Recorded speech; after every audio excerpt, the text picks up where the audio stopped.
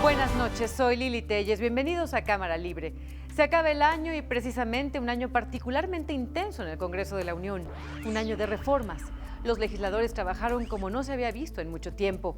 Aprobaron muchas y muy importantes reformas que cambiarán el escenario de nuestro país. Para explicarnos sobre el último periodo de sesiones y su trascendencia, hoy le presentaré una entrevista con el diputado panista Ricardo Anaya, presidente de la Cámara de Diputados. Primero, estoy convencido de que este es un gran momento en la historia del Congreso mexicano, que este periodo de sesiones va a ser recordado como el periodo más productivo en décadas, que las reformas que ahora hemos votado van a marcar el rumbo del país para los próximos 20 o 30 años. Sin duda ha sido un periodo de enorme productividad legislativa en donde hemos logrado aprobar reformas de las que veníamos discutiendo desde hace muchísimos años. El presidente de la Cámara de Diputados empieza por explicar la reforma educativa que hacía muchos años se había intentado lograr sin éxito y que por fin pudo concretarse. Evaluación con consecuencias. Lo que estamos planteando es que ahora se va a evaluar a los maestros y a las maestras en 3 momentos. Primero, para definir quién ingresa al sistema educativo, es decir, a quién se va a contratar como maestra o como maestro en nuestro país. Que no sea por influencias, por palancas, por recomendaciones, que sea mediante evaluaciones objetivas. Segundo, los ascensos. Otra vez, que no sea por influencias o por recomendaciones, sino que sean los que más saben quienes ocupen esas posiciones. Y tercero, y esto es lo que ha generado más complejidad en la implementación de la reforma, la permanencia.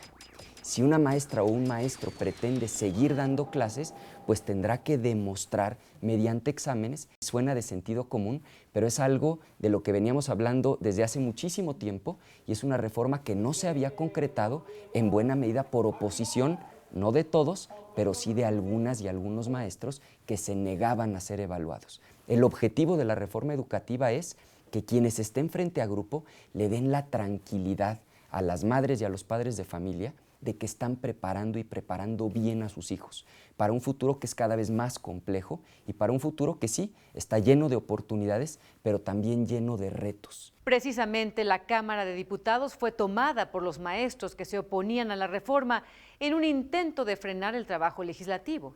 La primera decisión que tomé como presidente de la Cámara fue convocar para ese mismo día a las 8 de la noche para discutir y votar justamente la ley del servicio profesional docente, que es la ley que establece que de ahora en adelante vamos a evaluar a las maestras y a los maestros para garantizar una cosa muy simple, que sean las mejores y los mejores quienes les den clase a nuestros hijos. El diputado presidente tenía obligación de proteger el recinto legislativo y pidió la intervención de las autoridades para garantizar que se llevara a cabo el trabajo de los diputados. Aquí es donde deben darse las discusiones. Por supuesto, discusiones acaloradas, discusiones intensas, pero en un marco de orden en nuestras instalaciones y respetando las decisiones de la mayoría. El joven diputado estaba indignado por la falta de respeto al trabajo legislativo y tuvo la firmeza de hacer cumplir la ley.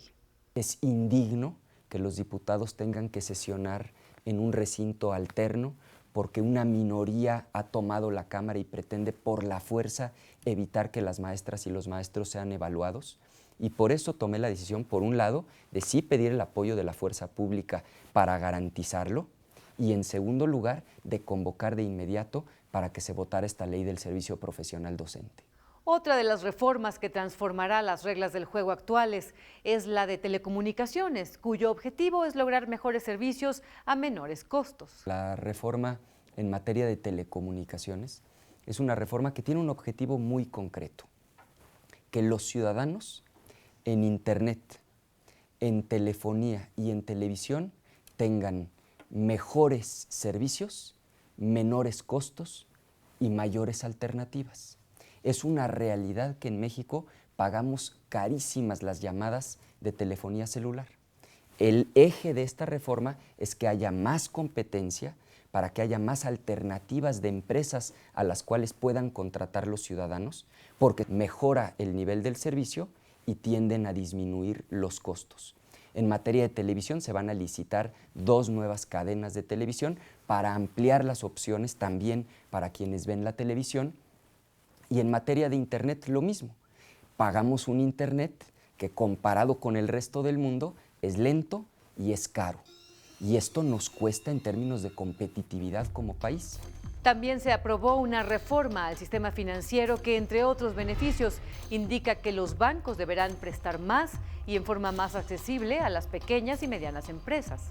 De lo que se trata es que los bancos presten más dinero a quienes requieren un crédito, pero que además lo presten a menores tasas de interés y que sea más accesible el crédito. El problema es que cuando hoy nos comparamos con el resto del mundo, resulta que los bancos en México, en comparación con el tamaño de nuestra economía, estaban prestando poco.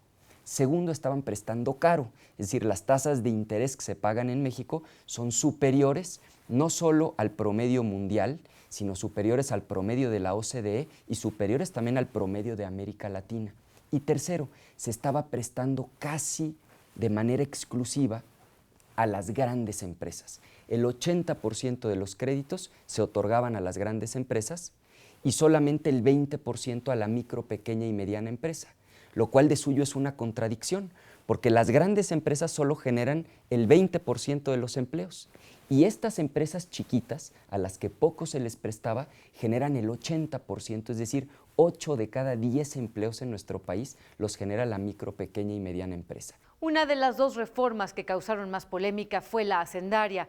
Los debates fueron muy intensos entre quienes estaban a favor y quienes estaban en contra. La hacendaria tiene 2 partes fundamentales, lo que tiene que ver con ingresos y lo que tiene que ver con gasto. En la parte de gasto hubo un enorme consenso entre las distintas fuerzas políticas. La creación de 2 instrumentos fundamentales. Primero, el seguro de desempleo, para que cuando una persona pierda su empleo, pueda seguir recibiendo dinero por un tiempo determinado en lo que encuentra otro empleo. Y esto le pueda dar seguridad a su familia, seguridad de que no va a faltar lo indispensable en su casa. Y segundo, la pensión universal para adultos mayores, que toda persona en México que tenga más de 65 años tenga garantizado un ingreso mínimo básico. Por cuanto vea los ingresos, sí hubo enormes diferencias entre las fuerzas políticas. Hubo quienes tuvieron la postura de oponerse a que se incrementara el IVA, el impuesto sobre la renta, el impuesto especial sobre producción y servicios. Otros señalaban que eso era indispensable para poder financiar un mayor gasto público. Por supuesto, en este tema tengo una opinión personal, pero como presidente de la Cámara estuve obligado a mantenerme imparcial en ese debate. Por supuesto, yo comparto la visión que tiene el partido político al que represento, pero fue un tema en el que de manera señalada yo debí mantener objetividad. El debate se centró en el rechazo al aumento de algunos impuestos que finalmente no fueron aprobados, como el IVA a las colegiaturas, pero otros sí pasaron, como el aumento al impuesto sobre la renta. Fue una reforma en la que sin duda hubo posiciones muy encontradas, posiciones muy distintas. En la Cámara afortunadamente hay enorme transparencia. Cualquier ciudadano puede ingresar a nuestra página de internet y revisar de todas las votaciones cómo hemos votado cada uno de los diputados. De tal forma que el juicio final quien lo tiene pues son nuestros jefes, los ciudadanos, que pueden y creo yo deben estar al pendiente de lo que votamos. La reforma energética fue la que provocó más análisis, discusiones y acusaciones entre los legisladores. Una reforma histórica, sin duda. Hay francamente 2 posturas muy distintas. Quienes sostienen hay que hacer una reforma a fondo, reformando la Constitución, y quienes sostienen que no se debe tocar la Constitución y que solo se debe reformar la legislación secundaria. Yo estoy convencido de que esta es sin duda la reforma que, de hacerse bien, puede traer el mayor crecimiento económico comparado con cualquier otra de las reformas. Una reforma que nos podría permitir crecer hasta 2 puntos porcentuales que es muchísimo si tomamos en cuenta que este año no vamos a crecer ni siquiera 2.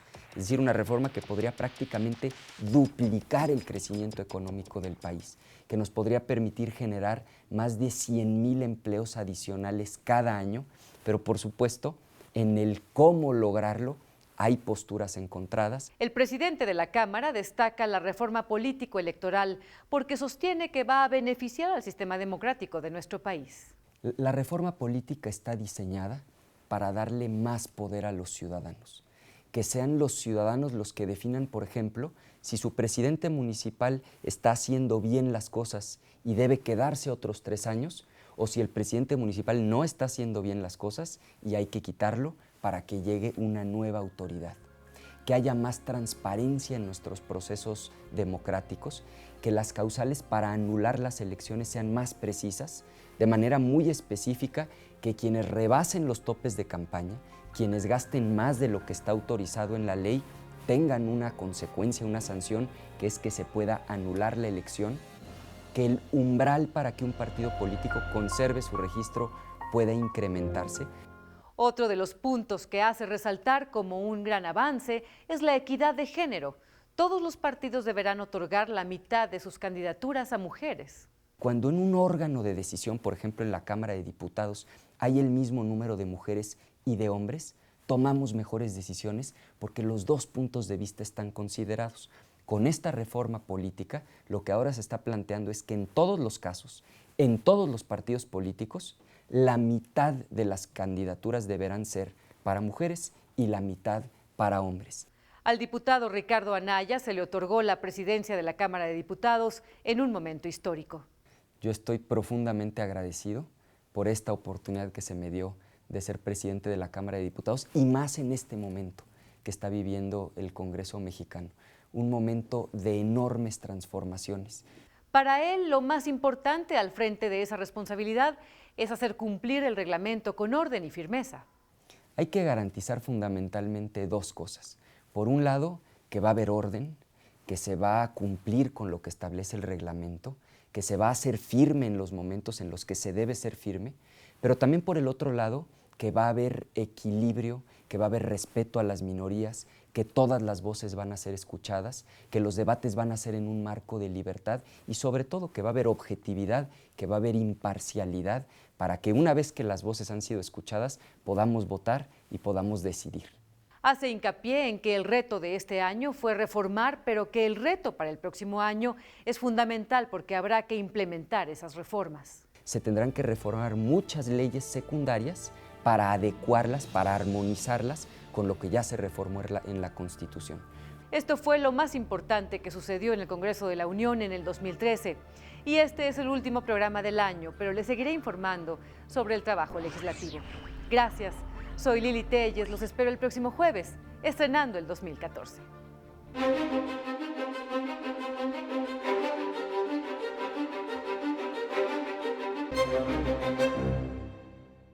Las reformas estructurales aprobadas en los últimos meses ofrecen al país un punto de partida sin precedentes en este 2014, ya que mediante una buena aplicación pueden llegar a representar cambios significativos en los diversos sectores productivos del país. De hecho, existe ahora mismo una inercia positiva para las reformas estructurales aprobadas en 2013 que le permitiría al país mejorar su calificación crediticia. En México se empieza a percibir un entorno positivo, lo que no significa de ninguna manera que dejará de enfrentar nuevos retos en el futuro inmediato. Se deberá observar una recuperación económica sólida y consistente que permita a la sociedad acceder a mejores niveles de vida, prácticamente estancados durante las últimas 3 décadas. Si las calificadoras observan que, por ejemplo, las reformas son instrumentadas de manera exitosa y que México puede crecer por arriba de 3.0% de manera sostenida, calificadoras como Moody's, Fitch o Standard & Poor's podrán mejorar la calificación crediticia del país hacia el 2015 y 2016. De otra suerte, el país enfrentará un estrepitoso fracaso que le llevará muchos años más para poderlo revertir.